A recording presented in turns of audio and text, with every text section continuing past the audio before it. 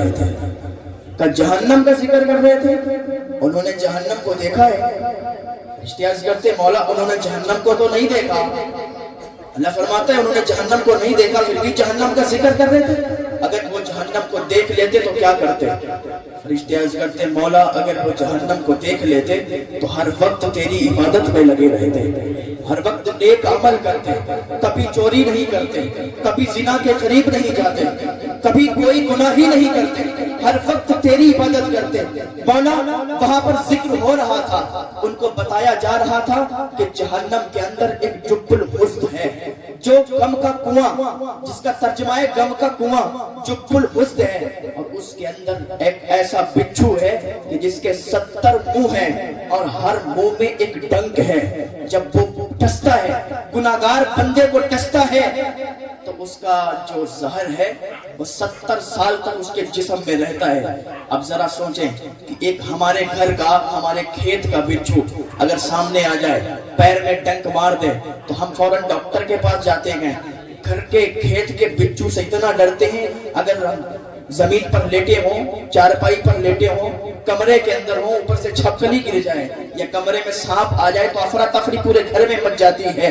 वो जहन्नम का जुब्बुल हुस्न का बिच्छू है, जिसके 70 डंक हैं, 70 मुंह हैं, और डंक मारेगा तो जहर इतना असर करेगा कि 70 साल तक उसके जिस्म में रहेगा। अब जरा सोचें, गुनाह करने वाले, जिना करने वाले, चोरी करने वाले, दगा करने वाले, वो सोचें कि अल्लाह ने हमें पैदा किस लिए किया है, अल्लाह ने हमें भेजा किस लिए है। फरिश्ते अर्ज़ करते मौला वो जहन्नम का जिक्र कर रहे थे। अल्लाह फरमाता है वो और क्या कह रहे थे? फरिश्ते अर्ज़ करते मौला और वो जन्नत का जिक्र कर रहे थे, वो जन्नत के बारे में बातें बता रहे थे। अल्लाह फरमाता है उन्होंने जन्नत को देखा है? फरिश्ते अर्ज़ करते मौला उन्होंने जन्नत को नहीं देखा। अल्लाह फरमाता है अगर वो जन्नत को देख लेते तो क्या करते? फरिश्ते अर्ज़ करते हैं मौला अगर वो जन्नत को देख लेते तो हर वक्त जन्नत के तलबगार रहते, कभी भी कोई गुनाह ही नहीं करते, हर वक्त ये चाहते कि काश कैसे जन्नत मिलेगी, कैसे जन्नत में जाएंगे, जन्नत में जाने का रास्ता क्या है। अल्लाह फरमाते और क्या कर रहे थे? फरिश्ते अर्ज़ करते मौला वो तेरा जिक्र कर रहे थे, वो तेरे बारे में बातें कर रहे थे। अल्लाह फरमाता है उन्होंने मुझे देखा है, सिंगाई मुराबान वालों ने मुझे देखा है। फरिश्ते अर्ज़ करेंगे मौला उन्होंने तुझे नहीं देखा है, तेरी बातें सुनी है, तेरे बारे में कुरान में पढ़ा है, मौला वो तेरा जिक्र कर रहे थे। अल्लाह फरमाता है मेरे बंदे मेरा जिक्र कर रहे थे, मेरे महबूबों का जिक्र कर रहे थे, मेरे वलियों का जिक्र कर रहे थे, मेरे महबूब का जिक्र कर रहे थे। अल्लाह फरमाएगा ऐ फरिश्ते तुम तबाह हो जाओ, जितने वहां पर बैठे थे, जितने जिक्र कर रहे थे, जितने जिक्र सुन रहे थे, मैंने उन सबको बख्श दिया है, मैंने उन सबको बख्श दिया है। ये मेरे अल्लाह की अताएं हैं।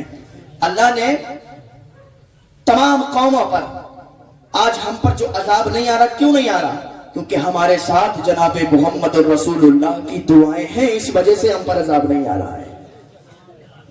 अल्लाह ने हमसे पहले जो कौमें गुजरी हैं, कौम लूत को तबाह कर दिया, कौम हूद को तबाह कर दिया, और अल्लाह ने कुरान के अंदर ये पैगाम दिया है पहले की कौमों को बर्बाद किया है, पहले की कौमों को तबाह किया है, और उनके किस्से बता के, उनके तज़किरे करके हमें पैगाम दिया है कि कभी गुनाह के करीब मत जाना।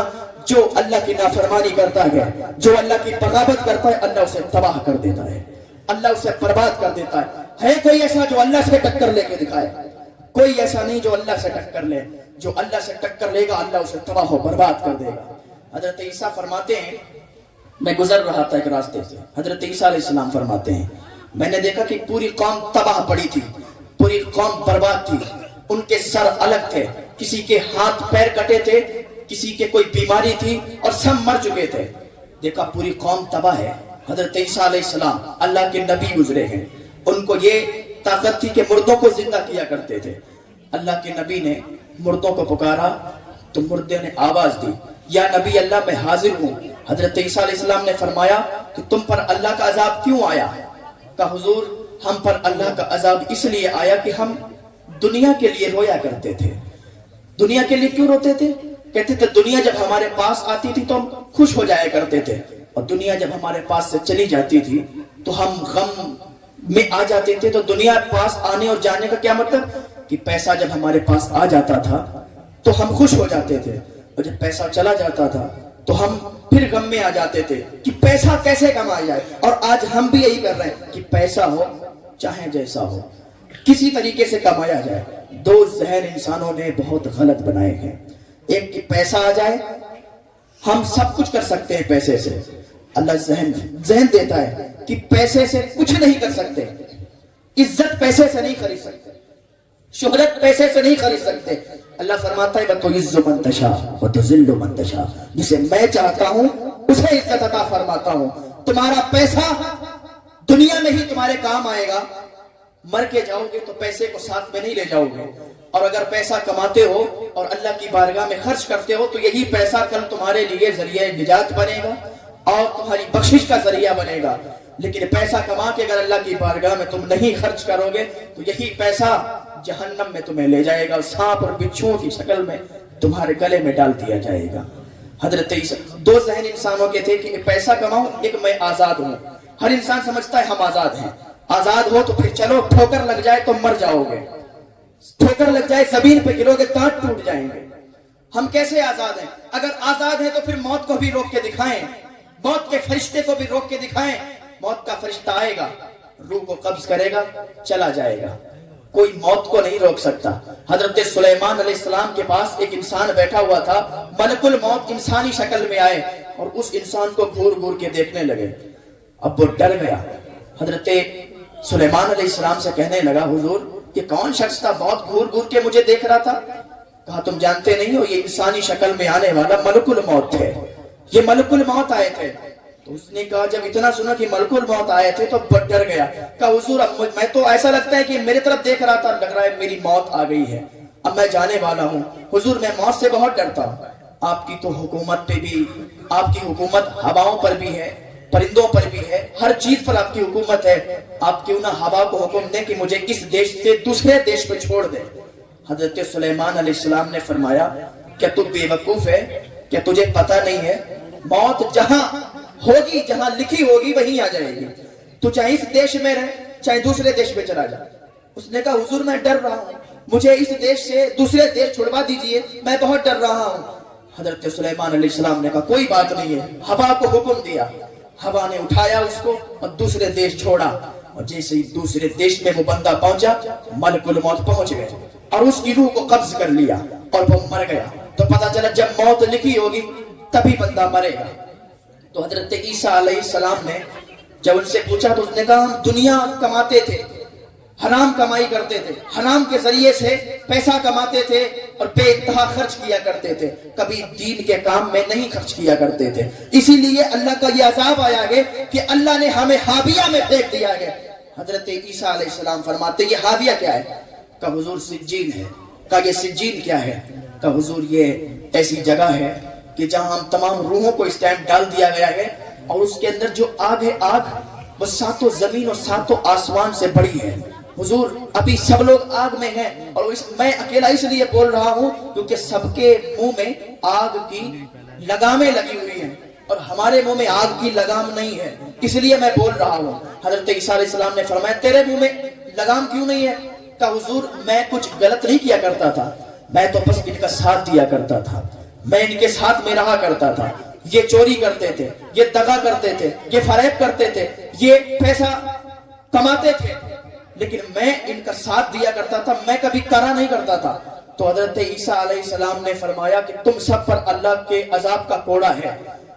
تو وہ عیسیٰ علیہ السلام کی قوم، حضرت ہود علیہ السلام کی قوم، ابن کثیر نے لکھا ہے کہ جن کے بچے بھی 300 سال کے بعد بالغ ہوا کرتے تھے، اتنے بڑے وہ لوگ 30 40 فٹ کے ہوا کرتے تھے، انہیں بہت گھمنڈ تھا، بہت غرور تھا کہ مجھ سے بڑا کوئی نہیں، مجھ سے زیادہ طاقتور کوئی نہیں۔ نہ جانے کتنے لوگ آئے جنہوں نے یہ دعوے کیے کہ مجھ سے بڑا کوئی نہیں، مجھ سے طاقتور کوئی نہیں، ملے خاک میں گئے نشاں کیسے کیسے، زمین کھا گئی نوجواں کیسے کیسے، یہی تجھ کو دھن ہے رہے سب سے اعلیٰ، وہ زینت نرالی ہو فیشن نرالا، جیا کرتا ہے کیا یوں ہی جینے والا۔ بڑے بڑے لوگ آئے دعوے کیے کہ مجھ سے بڑا کوئی نہیں، لیکن اللہ کے عذاب نے ان کو پکڑ لیا۔ ان بطشا ربک لشدید، اللہ کے عذاب سے کوئی بچ نہیں سکتا۔ اللہ کا عذاب جب آتا ہے تو کوئی چھٹا نہیں سکتا. ویسے اللہ بڑا رحیم ہے, بڑا کریم ہے, ہم سب پر رحم فرمانے والا ہے, کرم کرنے والا ہے, لیکن جب وہ پکڑتا ہے تو پھر چھٹا بھی نہیں کوئی پاتا. حضرت ہود علیہ السلام کی قوم کو بڑا تکبر تھا کہ ہم سے بڑا کوئی نہیں, ہم سے اچھا کوئی نہیں. حضرت ہود علیہ السلام ان کے پاس گئے, کلمے کی دعوت دی, پڑھو لا الہ الا اللہ, اللہ کے سوا کوئی معبود نہیں. انہوں نے کہا مجھ سے بڑا کون ہے, یہ اللہ کون ہے, میں کسی کو نہیں مانتا. جب انہوں نے اتنا کہا تو ان پر اللہ تعالیٰ نے ایسا قحط نازل فرمایا کہ ایسا قحط آیا کہ سوکھا پڑ گیا. جنہوں نے بکریوں کو کھایا, جانوروں کو کھانا شروع کیا, چوہے بلی تک کو نہیں چھوڑا, پتوں کو کھا گئے. آخر میں یہ حضرت ہود علیہ السلام کے پاس آئے اور آ کے کہنے لگے حضور ہم دعا کرتے ہیں اپنے اللہ کی بارگاہ میں, آپ دعا کریں کہ اب ہمیں معافی دے دے اور ہم پر بارش نازل فرمائے. تو حضرت ہود علیہ السلام نے کہا کہ جاؤ تم بیت اللہ شریف, اور بیت اللہ شریف جا کے تم دعا کرو, اللہ تعالیٰ تمہاری مدد فرمائے گا. یہ سارے کے سارے لوگ بیت اللہ گئے اور جانے کے بعد انہوں نے دعا کی تو 3 بادل آئے. 3 بادل آئے, ایک کالا تھا, ایک سفید تھا اور ایک لال تھا. تو آواز آئی کہ پسند کرو, کون سا بادل پسند کرنا چاہتے ہو. تو ان لوگوں نے سوچا جو لال بادل ہے اس میں بھی پانی نہیں ہوگا, جو سفید بادل ہے اس میں بھی پانی نہیں ہوگا, جو کالا بادل ہے گھٹا چھائی ہوئی ہے اس میں پانی ہوگا, چلو یہی مانگتے ہیں. کہ مجھے یہ بادل چاہیے. جب ان لوگوں نے بادل کالے کی تمنا کی تو کالا بادل چلنے لگا اور اسی بستی کے قریب آ گیا جہاں پر یہ سارے کے سارے لوگ رہتے تھے. اللہ نے حکم دیا ایک فرشتے کو کہ اس میں چھید کر دیا جائے. فرشتے نے عرض کیا مولا اس میں کتنا چھید کروں, بیل کے نتھنے کے برابر کر دوں. تو اللہ نے فرمایا اگر بیل کے نتھنے کے برابر اس میں چھید کرو گے تو پوری دنیا تباہ ہو جائے گی, پوری کائنات تباہ ہو جائے گی, ایسی ہوا اس کے اندر سے نکلے گی. تو اللہ نے حکم دیا کہ انگوٹھی کے چھید کے برابر اس میں سوراخ کر دو, اور جب تم یہ سوراخ کرو گے تو ان کی پوری قوم میں ایسی تباہی مچے گی, ایسی ہوا برپا ہوگی کہ پوری کی پوری قوم تباہ ہو جائے گی.